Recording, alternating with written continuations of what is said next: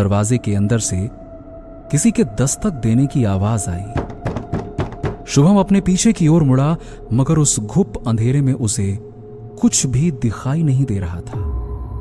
अचानक दरवाजे पर ठकठकाने की आवाज तेज होने लगी, जैसे दरवाजे की उस तरफ कोई है।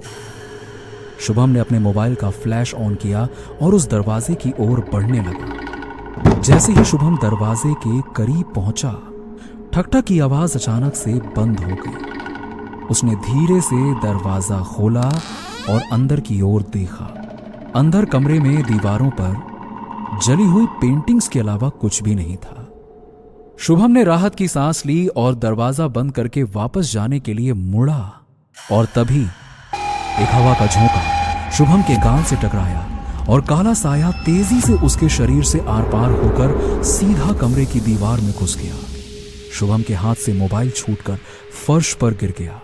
उसके दिल की धड़कनें तेज हो गईं और डर के मारे उसके मुंह से एक हल्की सी चीख निकल गई। इससे पहले कि वो कुछ समझ पाता, फिर से जोर से खट की आवाज आई और बंगले में बिजली वापस आ गई। शुभम को कुछ समझ नहीं आया कि उसके साथ अचानक से ये क्या हो गया था। क्या ये उसका भ्रम था या वाकई में उसके कमरे में कोई था? शुभम बाबू, अब आप निश्चिंत हो जाइए, मैंने फ्यूज ठीक कर दिया है, अब कोई दिक्कत नहीं होगी। विजेंद्र ने शुभम के चेहरे पर एक डर महसूस किया। क्या हुआ शुभम बाबू, कोई परेशानी? शुभम अब भी शौक में था। नहीं, कुछ भी नहीं। सुनो, कल मुझे 10 बजे ऑफिस में रिपोर्ट करना है। आज की तरह कल लेट मत होना, ठीक है? टाइम पे आना। विजेंद्र ने अपने चेहरे से मंकी कैप हटाया। शुभम उसकी सफेद दाढ़ी देखकर चौंक गया। विजेंद्र की उम्र लगभग 70 साल की होगी। जी आप बिल्कुल घबराइए मत, मेरा घर पास में ही है, मैं कल 9 बजते ही आ जाऊंगा, आप तैयार रहना।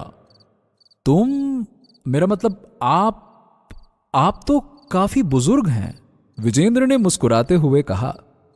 जी, थोड़ा बूढ़ा जरूर हो गया हूं, पर शरीर से लाचार नहीं हूं। अच्छा, अब मैं चलता हूं, आपका कमरा उस तरफ है, मैंने बिस्तर लगा दिया है, अब आप आराम करिए, सो जाइए। विजेंद्र वहां से चला गया। शुभम अपने कमरे की ओर बढ़ा